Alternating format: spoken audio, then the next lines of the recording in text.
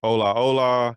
I am Trek with two Ks, And I am 3D, and welcome to Metaverses The Other Side. brought to you here on the Gentlemen of Crypto Network. Just a heads up, this episode is before we had the idea of bringing the Twitter spaces to the Gentlemen of Crypto Network. And so that's why we're talking about the stuff that we're talking about in this episode. We got it. So, buenos noches, hola, buenos dias, buenos tardes, all that fun stuff for the folks who at some point will eventually tune in and listen. This is Metaverses The Other Side. I am Trek with 2Ks, and my co-host here is 3D? If you don't know, Metaverses The Other Side is something that me and 3D do here as Builder DAO, the brains behind the Builder DAO. And the basic idea was talking about the other parts of crypto that folks aren't really talking about. Namely, we're just geeking out about the more technical aspects of this space. And in coming to this episode, we're kind of switching up on, I guess, what our next couple of spaces will be, kind of testing things out.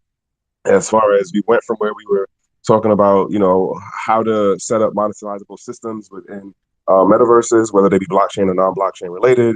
We got into a whole thing about breaking down movies and TV shows and how on point or off they are when it comes to metaverses and the technology, the experience, like where we are in real life versus what the movie showed. And now we're doing it where we're running into let's break down what's being put out in the news and kind of give some context to it.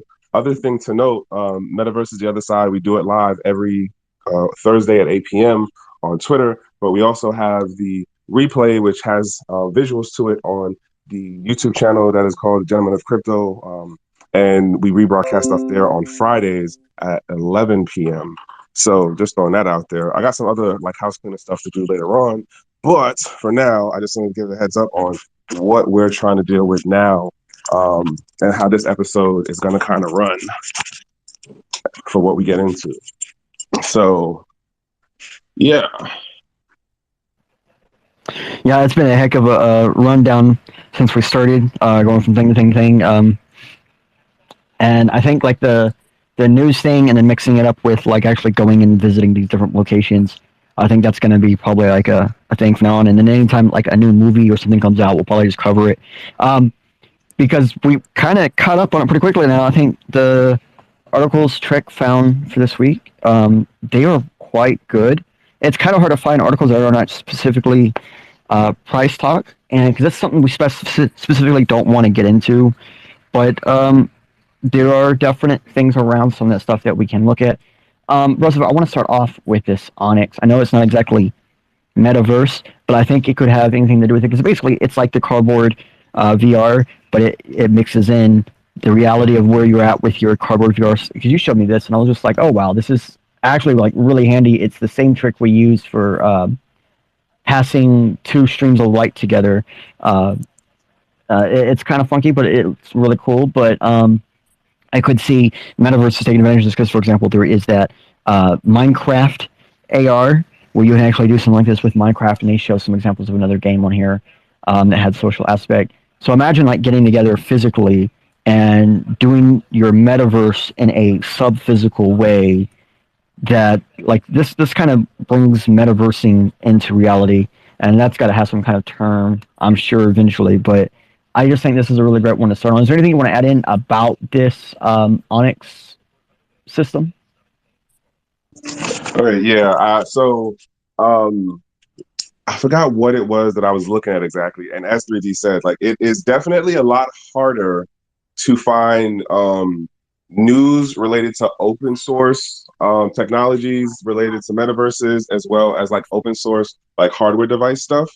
And a lot of the stuff is centered around price talk. Like overwhelming majority is either centered around how much a token related to the metaverse is, or something in relation to like, well, blah blah blah company raised blah blah blah amount of money for funding round seed, whatever, blah blah blah. Which again, as per what we're really trying to do is focus more on the tech and what that can mean, and the potentialities of it. So yeah, it is definitely kind of a struggle to find non-price talk, non-speculative stuff, and hopefully, I guess to say we kind of get it better as we go along, or we get some folks out there to like recommend different things to look up or follow up on or bring to other people's attention. But nonetheless, we did find some stuff. And this one joint, and this is actually why I did share it with 3D, because it started off as an open source project, and I think it was like a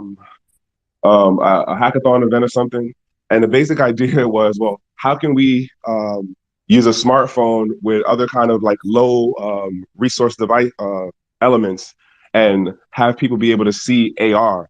So what they did was take a special kind of lens that reflects light a certain way, and then they made a headset piece out of like cardboard initially that you could put your smartphone in, and then the basic of what is happening is your camera is seeing the space in front of you, which projects that image, and then the screen that is on your phone is being reflected on the special plastic glass thing in what is like your viewer field. And so that's how you would have effectively one of the most lowest budget versions of like an Oculus. Cause like I think the price point for this, how much it was cost, was like under 130. And I don't know what year that was that this actually all came out, but yes, definitely. Like I look at it from the standpoint of, it may not be the most like technical thing in relation to like the levels of sensors on an HTC or on an Oculus, right? But if the idea is to be able to bring a low point or low price technology that would be more cost effective to the market, right? To people who don't have, you know, the HTC money, and even at like, I don't want to make it sound like Oculuses are cheap, right? But at the same time, if you're talking about like testing it out in other markets that like have better economics, or like people who have a little bit more money to spend or find ways to do it, and we all know, heaven knows, I know myself, like I definitely spend money stupidly on tech. I know that about myself. But like I don't know. To me, this would be interesting to see if like the price being as low as it is, you put this out there in the public and like you just let people experiment. What I'm gonna do for this, if you're looking at it on, a matter of fact, I can actually share it this way. Now that I think about this, if you are looking at it on the YouTube side, the link for this will be in the description for what this device is. It's called the HoloKit X, which is HOLKIT space X, like not space like the word space, but just there's a space between the word kit and the letter X. If anybody's interested in looking at it, who's listening to this, but if you're watching it on the YouTube side, I'll have the link for this in the description so you can follow it that way.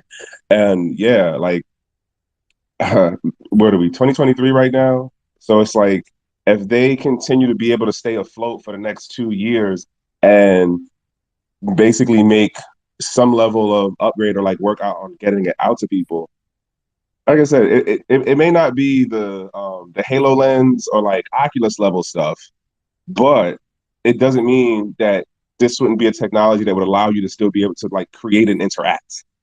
And I think that's the key part of it.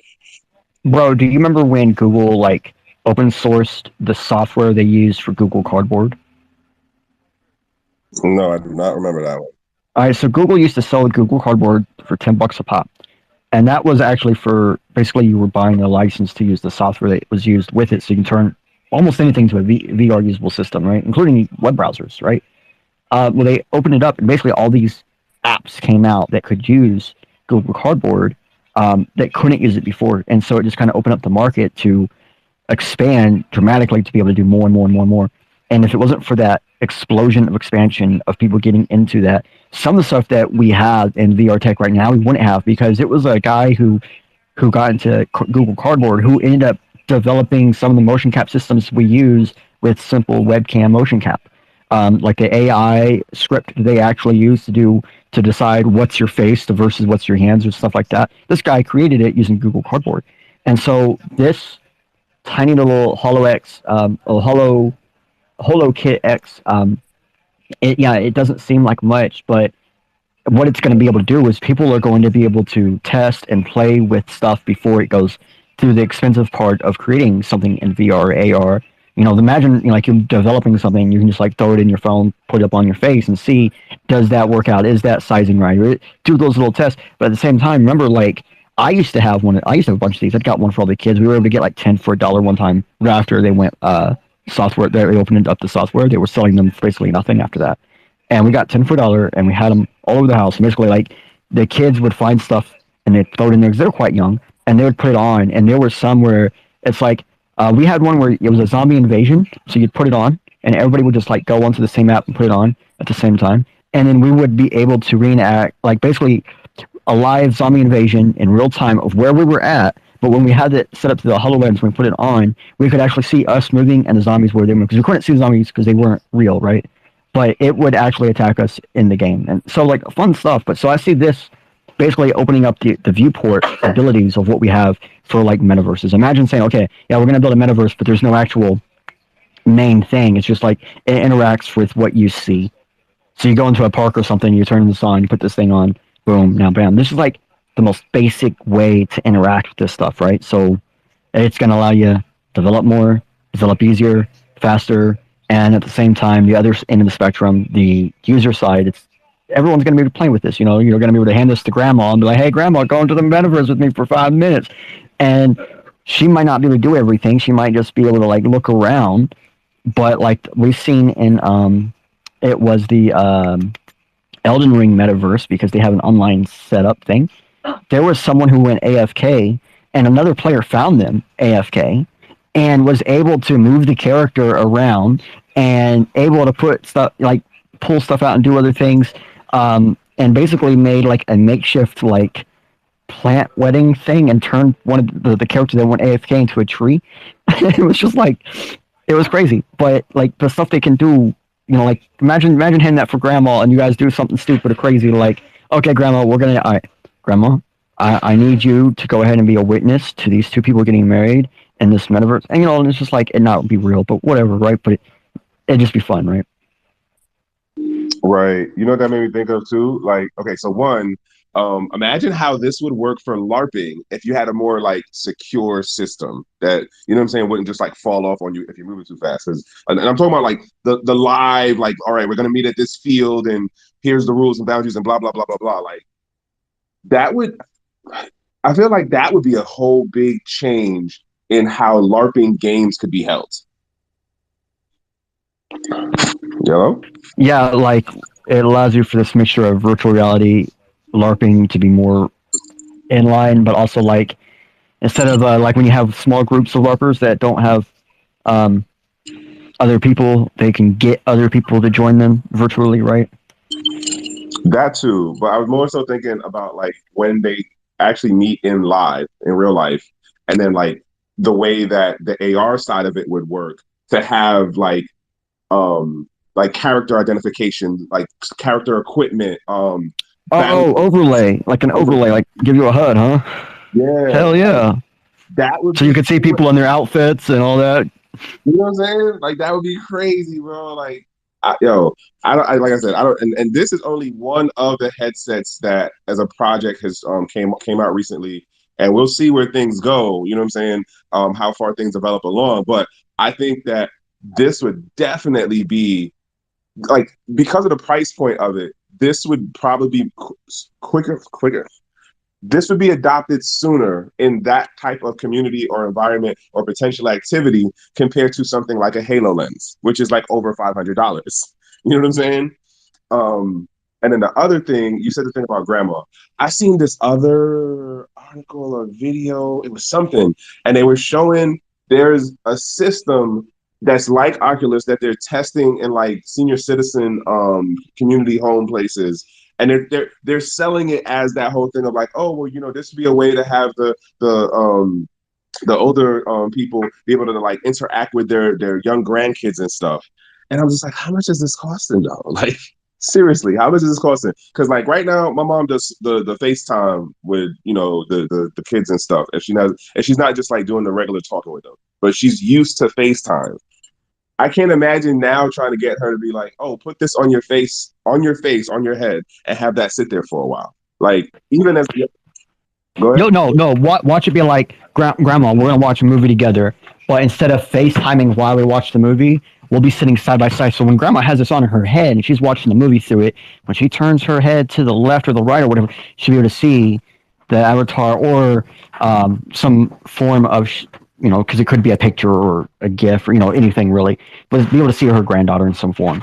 So I think that's like where it comes into real play. When you go into real play theory, what if grandma's in a home and the kid is literally a kid and just wants to have time with grandma?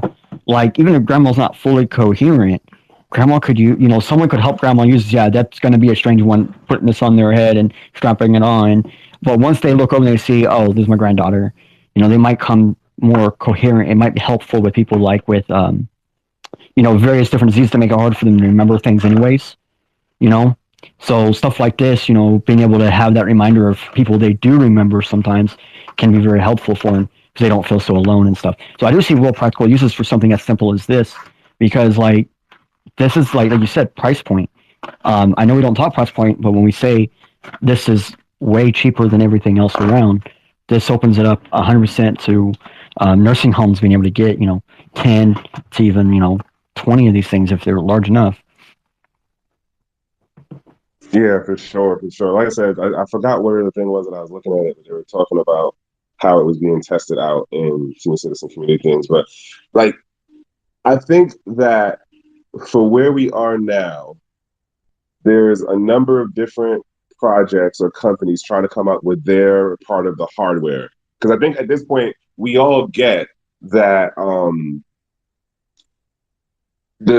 it's not going to be smartphones. It's going to be something that you're going to have to like wear that, is over your eyes. I seen this other joint that was like a special glass, and then you have like a little processor thing in the wings, which is like the arms of your glasses that like I don't want to projects. That's the word I'm looking for. It projects the image into the lens, and so it shows up on both sides or whatever. But I think back projection lenses. Say again. I think it's called back projection lenses. As a technology or as the name of the product? As the product type, because like I've heard of that before. There's even TVs that are set up like that. So because you got like HoloLens, I think they were the same thing. They were back projected lens. No. This is like you're wearing regular glasses. And yeah. HoloLens was that too. It was that like that too. It was like regular standard glasses, but just a little bit thicker on the frame. Okay, but yeah. So on the point of that thing was that hardware is definitely one of the things to quote like pay attention to if you're looking to tinker. This goes back to the thing about like the whole open source stuff, right? Because hardware wise, I think what Halo X, and I know we're running on this one for a little bit, but we're going to get to a couple of other things too. But what I want to say about this hardware thing is that, like, I'm going to throw this one to you, 3D, on the end of, which is easier in today's time, the hardware or the software?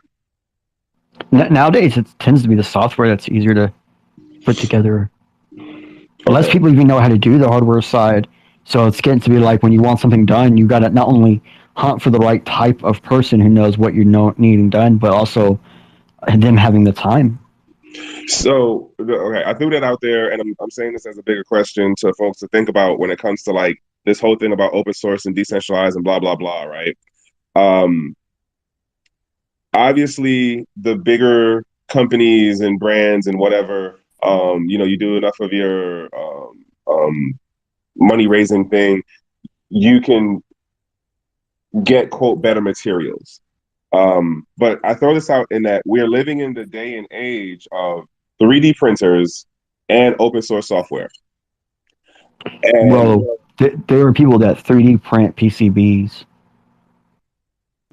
Could you break down what PCBs are? That's the board that you build stuff on. That's the computer board. I've also seen there are actual like computer chip 3D printers where that's all it does is it prints chips. So you can actually like print your own GPU chip by chip, build out the PCB to the board to put it all together, and then you can actually put together your own GPU. Like you could build your own hardware all through 3D printing. Now, like they're expensive as heck to get because one is a multi-unit driver and it also has metal. You gotta have a metal tip. I don't know what. I guess it means it heats up hotter. And then the other one is a specific printer that's in the I think like the $1,900 range. Wow. Okay. See. Where is it gonna go? But so obviously, like there are folks who are here and there tinkering, testing.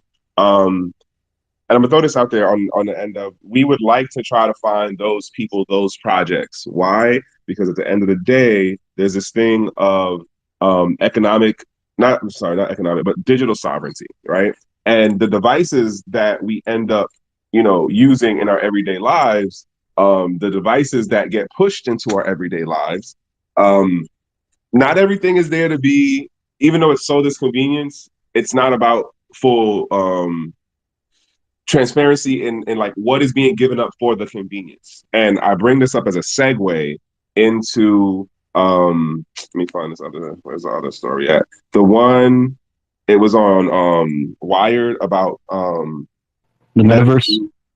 the Meta new Quest Pro headset that harvests personal data.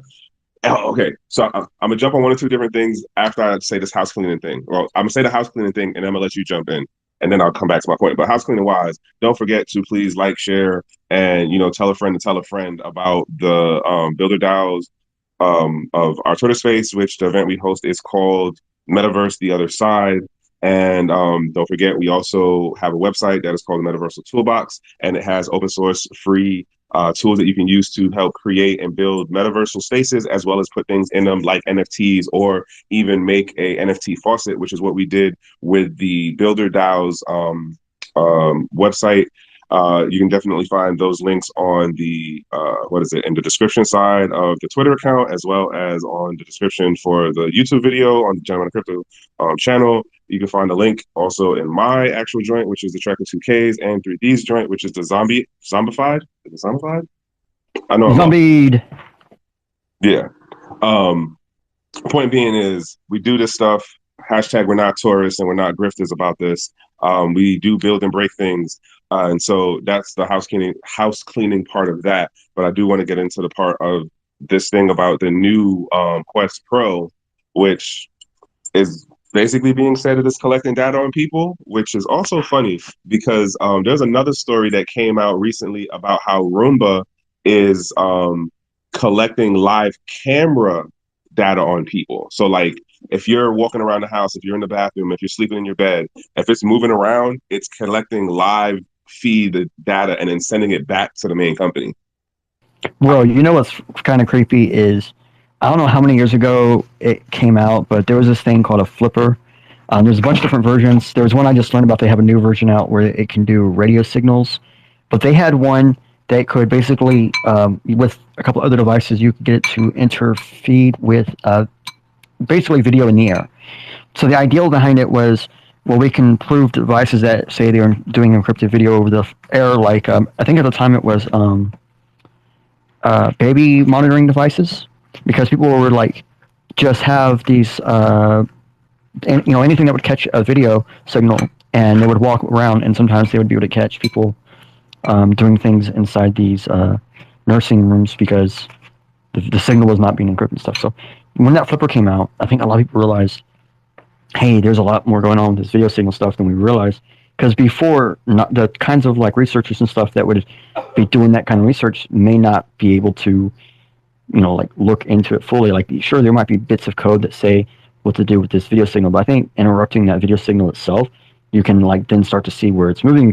There's more data you can capture after that, And I think that's how we're starting to find out. Because if you notice, like, I think the one about the Roomba, it was a third-party researcher that found out that it was happening. And there was another one I found out where it was like there was a not a Ring doorbell service, but it was something similar, where it was like you put the cameras up in your house or whatever, and they were all being sent to some server before being stored on YouTube. So it was like they were trying to figure out if they were saving the data. And it's just like, man, all this data collection, it's crazy. Right. You know what's funny too? Like that's why I never messed with Roombas in the beginning, because I remember when that was a whole big talk. And folks, I know we are sidetracking, but I remember when that was a talk about how Roomba would map out the floor plans of your house as it was moving about, and then it was sending it back to the parent company. And it almost, well, it did. Like no one really made a wave about it, and I don't know when they upgraded to put in cameras, but in the sense of like cameras that catch live video, but that is where we are now. And I'm talking about like Roombas back in like, what are we at? 2023. So like Roombas were around in like 2016, right? 2015. Yeah. Yeah, like even back then, I was like, nah, I'm good. Like I say this to folks all the time. I like tech, I do, but I also know enough to fear it. And You know what the sad part is, man? Like what the Roomba does, like theoretically, it just cleans, right?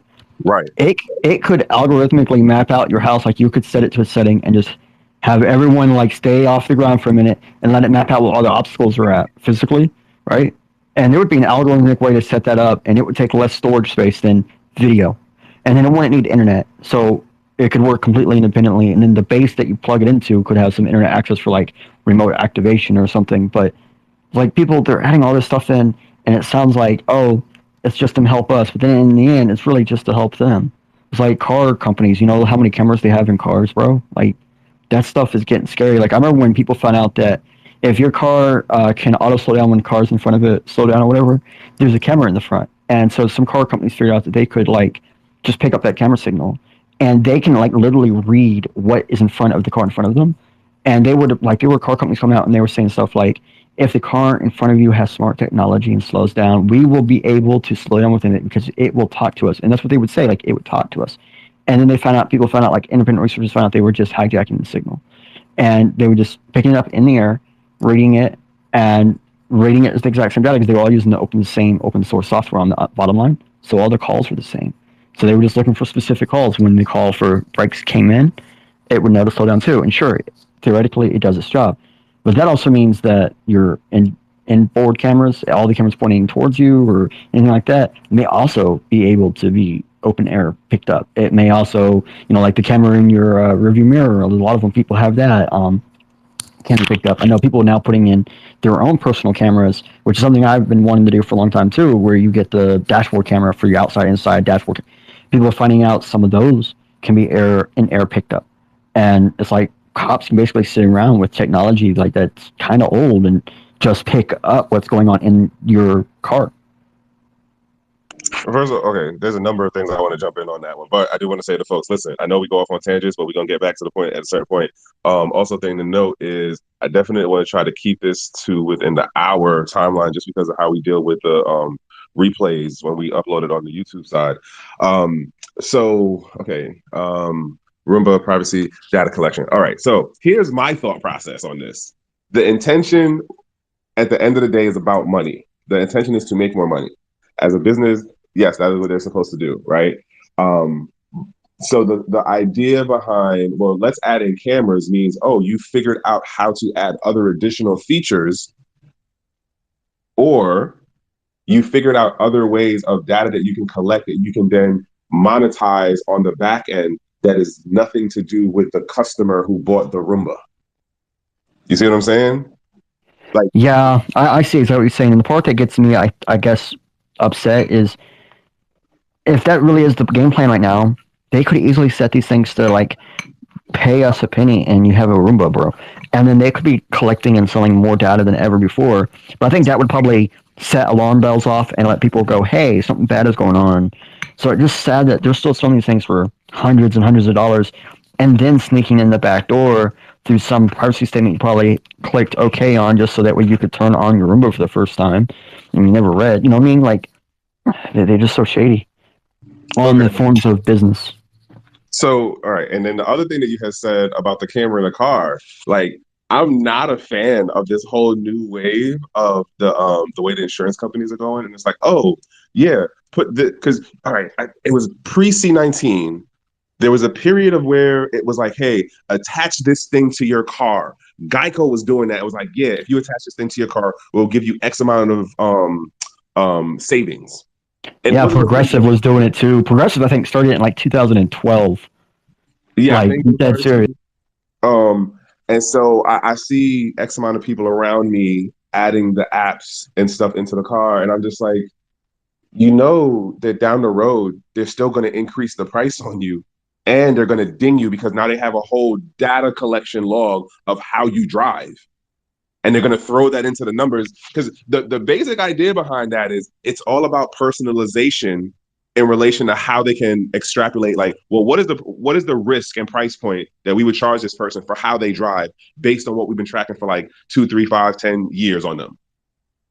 And I honestly think that we're going to see, if you're paying attention, I feel like the insurance industry, as it relates to cars in particular first, are going to be the first ones to start implementing that that modular individual pricing system, because they're going to get the data. Like, more and more people, and you know how it go. Oh, we're gonna hit you with the low, like, oh, we'll take like 50% off of your monthly bill. Oh, we'll give you some perks of whatever kind of whatever nonsense. And then freaking 15, 24 months later, all of a sudden the perk done dropped, or the way that the price went up, the discount don't even make that much sense anymore. And then or they hit you with the, like, oh, our terms of service have changed, and based on how our terms of service has changed, we now use the data that we've collected on you to individually, like specifically down to you, determine what your monthly bill is going to be. Versus, like, there was oh, you're in the zip code, you drive X amount of miles a day, but they didn't know how you actually drive. They didn't know that you let your husband drive your car and he's not on your insurance, or you let your kid take the car to the store. And you know what I'm saying? Like, it's the crazy other part of it is friggin' Netflix is running into the same direction too. All of this tech stuff is running into the same direction of personalization, where it's down to the individual. And it's all about the pricing. Like, how do we get more money out of this end user? Now, you're absolutely correct. I think the exact same thing. And now with the way things are done, where they can, like, software update or firmware update, and everything changes. So, like, you go in, you sign up for everything, you say, yeah, sure, whatever, blah, blah, blah, I don't give a fuck, give me this X percentage off, whatever. And then as inflation happens, your X percentage off doesn't really matter anymore. It's basically not, and it's basically invalid. You're back to paying that same price. And then they come in and they say, oh, yeah, your car won't run until you get a firmware update, won't turn on. They already do stuff like that. There's lots of things that shut down on your vehicle that, like, if you have one minor hiccup, but that hiccup is something that the company knows tends to get overlooked, you don't care about it, it will actually cause an error that will then mess up a different part of your car on purpose, or actually send a code saying that something on it is messed up and it never be. And then when they go in there, they say, oh, yeah, we'll see this is messed up. So because of that, it sent this code, which that code also is for this over here. And then the car thought, oh, something's wrong, I have to stop. And you're shut down. Like things like that. So it's like they could do this with more and more stuff. So even that's what comes with personalization. It's not just personalization of your price and your model. It's personalization down to, like, the wire. Like, it used to be like insurance. Their terms were very vague, so they could catch all the different proceedings that might be involved, right? Oh, well, now they can be super specific down to you specifically. They can be like, oh, no, if you drive 55.4 miles, knowing that you drive 55.5 miles for the past 6 months, but if you drive 55.4 miles, we'll give you 10% off. And it's like, they can't do it. Like, it's like that. That's their work routine, right? Say their work routine all month comes, and they're just going to give you terms that you can't meet, to try to get you to stop driving, to try to get you to do different things. Oh, this person doesn't have an electric car, so we can put different terms. And we're going to see stuff like this personalization pull into the metaverse. So that was something Meta was real big about trying to pull in, was personalization into the metaverse. And there was an article that you had brought up that I really thought flowed with this. And I can't remember what the heck it was. Hold on, before you wait, pause for a second. So think about that one, because I want to run back to the article about the metaverse, the Quest. So yeah, I think that is the one I'm talking about. Yeah, it was the Quest. Okay, so let me jump on this thought before. So, all right, I know we went way left field. I'm bringing it back right now. In this article, again, the link for this is in the Spaces thread, and then it'll also be in the description for the YouTube side, right? So the article is talking about how the new Quest Pro is collecting facial data, meaning like what your eyes are doing. Are you closing your eyes? Are your eyes looking left? Are your eyes looking right? How long are you staring at a particular color? How long are you staring in a particular direction? It does all of this stuff. The idea behind it is because they want to figure out how to personalize the animation of your avatar when you are in virtual spaces, aka metaverses. And so that is what this article is talking about. Some people do have an issue of that kind of information being collected. This is, again, biometric data. This is also playing into the part of, at least how I see it, and I do believe how 3D sees it, this plays into digital sovereignty. What are you allowing to be collected about you? What do you have the ability to say, no, do not collect this information about me? What do you have the ability to be like, okay, well, I only want to release some of this information about me in the digital space? That's not a part of the discussion for how the technology and the hardware and the software is being built right now. And that's, and at least in my mind, a big issue on the end of, yes, it is cool to play in metaversal spaces. It is cool to be able to look at an avatar and it have some level of reflection to what the actual person is facially expression-wise doing in real life in reaction to what you've said or done, right? So if they're laughing, it actually looks like the person who's laughing, assuming that they have a humanoid or something related that you understand certain facial gestures to mean what we see every day in real life, right? But go ahead, bro. I just think it's important to add in that the articles also talking about there are cameras pointing on the outside, and so they're also talking about collecting data from like products that you are physically around, and then also the psychological data that comes from like knowing that your eyes, your iris enlarged 20% when you saw X product within your view, because then those ads are going to be so more targeted. Have you ever seen like the same ad over and over and over and over and over, and at the end of the day you just want to like throw it, whatever you're looking at, into the wall? Imagine that happening more often, because the targeted ads are way more targeted, and they're saying, well, we notice you're having these many problems throughout your day, throughout the games, the different things you're doing, and we think this product is what you need to better suit your life. Like, I mean, like, it could be that bad. And even like earlier when we were talking about the people in the cars, like, car companies can tell when you're not driving your car already, just because your phone plus the data that they get from your actual car. And it's like they're going to get to a point where they're going to know when you don't use your own VR headset, and they'll be able to go, okay, new profile for this person. And then they're going to eventually figure out who that person is through the information they collect off of the facial cues and the standardization between how they interact with people on the metaverse versus their social physical cues, and then area around them. And then when they see that same exact data lining up on someone else's profile as a main profile, they'll go, okay, this is who this is, and they'll be able to sync that data up and then be able to personalize the ads based on your experience at the other location with someone else's headset, even you never signed into anything. So they can have even go like signingless features thanks to the systems that we have.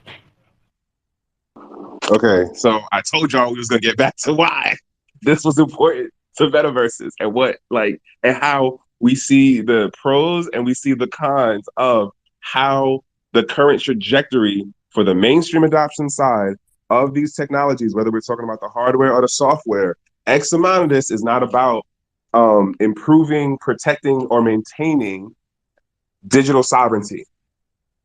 X amount of this is just about data extraction and finding a way to monetize it outside of the end user or the user who generates this virtual data, this biometric data.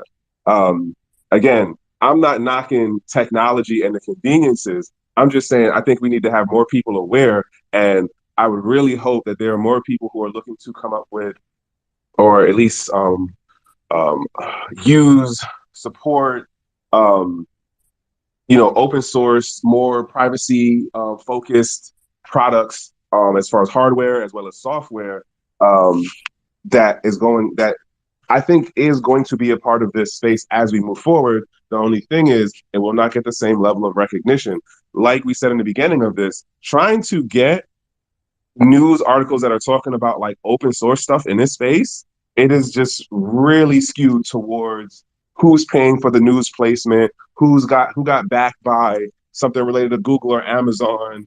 And it's just a whole bunch of speculation on stuff. And trying to get, bring y'all that more things surrounded around the tech side of it, what is moving on the like the principles or the ideals of digital sovereignty or privacy, the ability to enforce it, protect it, maintain it. Like those are the things that we're trying to promote and look for, but it is a struggle nonetheless. There's one more story that I wanted to go in, and granted, this does go into a bigger brand because it was a Kia one, and I want to jump on this one before we do cut down on time because we are about running there, like less than 10 minutes. I do imagine as we kind of run through figuring out how to get the news information, like the articles or the stories or whatever, as we get a little bit better at this, we will probably add a little bit more stories. I figured we weren't going to be able to do like 5 or 6 stories just because of how we talk on stuff. But next go, we're going to work the kinks out of it and we're going to find some other interesting stories. But this last one here is about Kia, in the German company, car manufacturer, and they did their own metaverse dealership now. And arguably, most folks or technology business folks argue if you don't get the mainstream adoption, if you don't get the big name or like mainstream brands to try to adopt the new technology, then it's quote not going to make it. And then this would be considered like a base hit as far as, oh look, a very majorly known car manufacturer made their own metaverse. So they didn't really make their own metaverse. Like they hired someone else to do the stuff, but y'all get what I'm saying, right? Bro, we should real quick can we cover a little bit about that one article on the renting service that just came out? Go ahead. So, what was it? Decentraland just came out with a renting service because there was some plot near the spawn point, the actual original spawn point of Decentraland. It went up for rent. Someone else figured out how to do it, and they put it up for rent. So Decentraland came out with public tools because in December, right after this thing happened, it was like 2 major corporations used the ideal of renting plot to literally rent some land in Decentraland to host events. And it was, so it was like, that was like one of the few metaverse features that really brought in quick mass adoption. And you were talking not too long ago about like mind test can be done on some mobile devices and stuff. It's not all strictly computer, and so it's like that's insane. When we like when Uplift gets rid of the ability where you have to have account to have access to it, like same similar concept here, right? 100%. All right, we're gonna backtrack. We're gonna jump in on that one a little bit more. So this then makes me think, how long do you think before Minecraft or Microsoft turns around and comes up with something in the Minecraft ecosystem as a comparable tool? Like for this feature right here, like I think Microsoft is already in the works of building a better plot system to where it could even get to a point where you could have a market of some form to where they would get a percentage of possible sales. But then at that point, you could do like fiat type sales for plots, because that was what the big thing was with NFTs. That was their big thing. It wasn't that, they were upset that their images were being used, but it was really the fact that people were making profit off of selling digital hashes of information that they considered to be theirs. And so I think like this type of ideology is going to I think it's going to get adopted pretty quickly. I think this is what a lot of people are already on. We haven't seen it. That's why like we're seeing like, what was that one? Wizards of the Coast, they're changing all of their stuff now. Remember they changed the one for Dungeons and Dragons. Now they're changing their licensings, and they're changing their privacy policies, and Hasbro's changing theirs. But we already saw them changing theirs.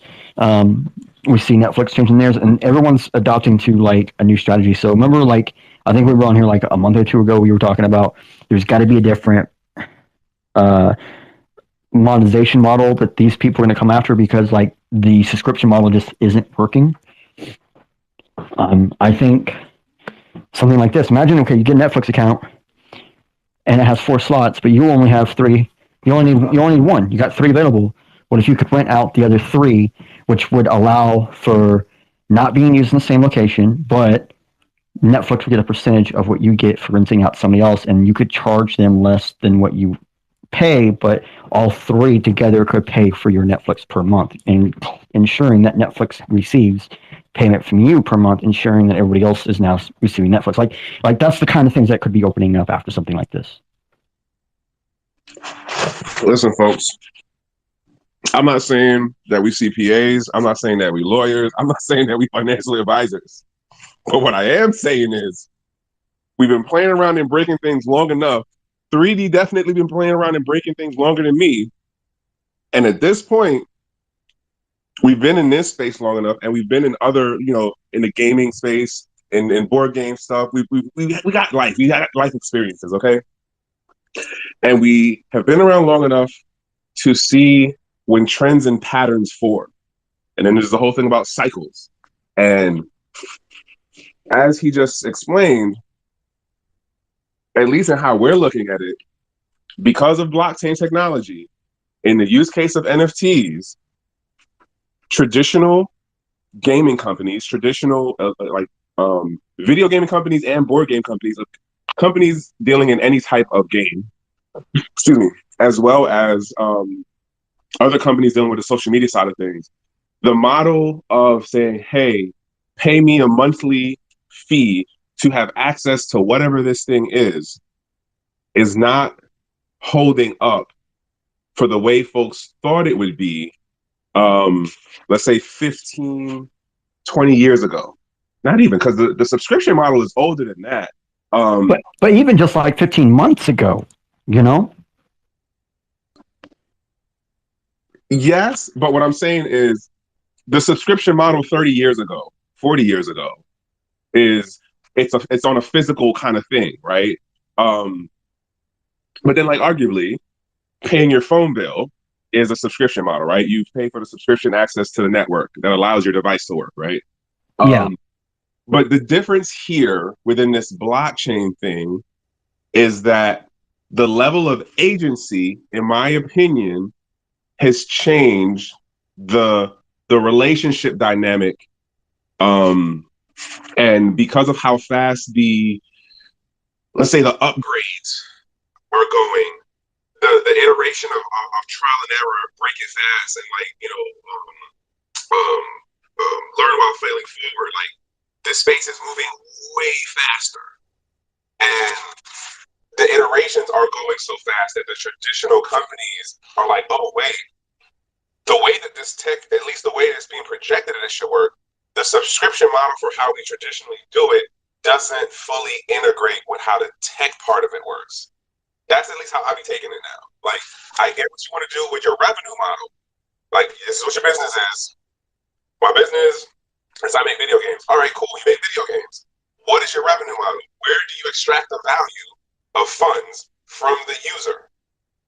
All right, well, we have a monthly subscription, a monthly pay fee of, $10. All right, cool. Well, how long does that work? All right, well, we know that the drop-off rate in a year is probably under 1% of the users, for whatever reason, don't pay after 12 months. Okay, well, how many are you bringing in? Oh, we're bringing in about 1.5 new users a month. All right, bet. Like, and then they start running the numbers, right? And so they start running the numbers, and then it's like, well, how long can this model last? But one of the things I feel like that I keep coming back to within this crypto blockchain thing is that the traditional models worked when the operational environment was not as digital as it is now. And they had longer sustainability because the operational environment is more digital, meaning that information can be transferred faster and for a lower cost and stored for a lower cost, as well as the agency of the end user. Those things are changing the operational environment for traditional businesses in various sectors a lot faster than they thought, especially if they're pushing a product that is a B2C type of business. versus the B2B, where industry or business to business, they can't move as fast as the individual user. And it can kind of move like a wildfire of where when something picks up and catches on.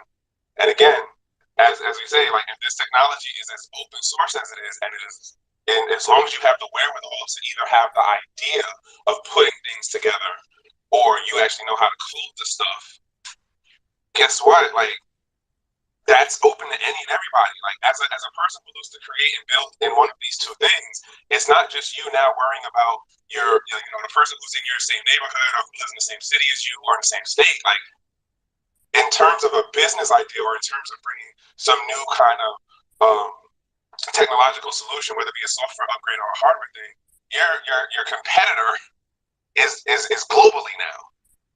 And I think that's something that isn't necessarily being acknowledged in this era, or not in this era per se, but I feel like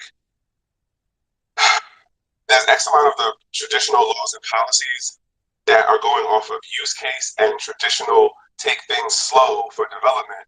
But with the way things are moving on this digital side, the cycles and iterations are way too fast. And I don't know where the mid ground or the catch up is. I don't know. Oh man, we're over the 9 o'clock hour. I'm gonna let you go for that closing point just now. Although I don't disagree with what you're saying, but I do think that to the most point, the reason why a lot of the subscription models were working so well over the digitalization was because it just like people had that trust factor that, I'm buying this digital thing, it's mine now. And for a long time, we actually physically obtained the physical file. But now, even nowadays, over Windows and Mac both, they can do a file update back in the background, and they can actually lock up a file the next time you open it. So the next time you go to open a file, the file browser actually locks it up. And people have found out that in some devices, if you're actually putting a completely different file browser that isn't originally hosted from that whatever, so like if you download just a external or one that isn't for Windows made, so just a random one, a lot of times they're just like open and click, and those ones will find the files that the other ones won't, and they'll be able to open it and let you see what's in there. But so there are ways to like software lock things. And once, like I think like what was like 15 months ago or 20 months ago, there was a bunch of these companies that had like really long purchases. They were being completely removed, that you could no longer access it. And then we started seeing like servers go down, and there's just complete stuff that people were promised that would always be there because it's digital were no longer there. And like even like what was it, Halo 3, people refused to give up. Like they couldn't shut down the server until all the users were off. And so they just kept people on there for as long as they could, and they kept it running for like an extra year because they were like, no, we refuse to give up the server so people can play Halo 3 online. And I think now that people have actually open sourced that data, but it's getting to a point where people just don't trust it anymore. So now that model of we pay you per month for this thing that you're saying is always going to be there, just for like a movie I might watch this month might not be there next month on the same service I'm paying the same month for. But if it's something I want to watch every single month, that might not be able to be possible from month to month. And so now they're like not wanting to. Now people are realizing, okay, I have 20 subscription models, each are $20 a month, and they're all growing in price recently. They all just went up, all of them just went up in price recently, right?